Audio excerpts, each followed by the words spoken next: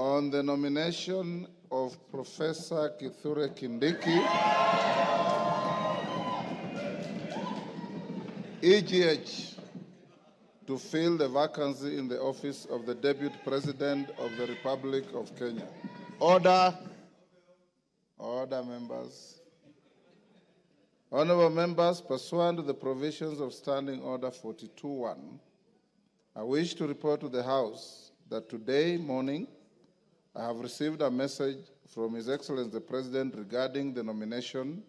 of Professor Kithure Kindiki, EGH, to fill the vacancy which has occurred in the office of the Deputy President of the Republic of Kenya following the impeachment of the previous office holder. Honorable members, as you are aware, Article 149(1) of the Constitution provides as follows, and I quote, "Within 14 days after vacancy in the office of the Deputy President arises, the President shall nominate a person to fill the vacancy, and the National Assembly shall vote on the nomination within 60 days after receiving it."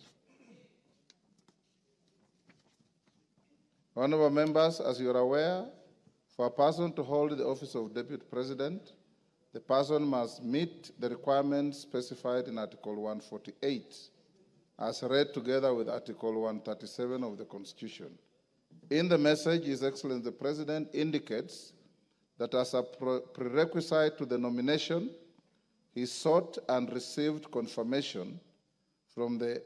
Independent Electoral and Boundaries Commission, IEBC, that the candidate is qualified to vie for election as a member of Parliament in accordance with Article 137(1) of the Constitution. Further, His Excellency the President confirms that he has sought and received clearances from the following institutions with respect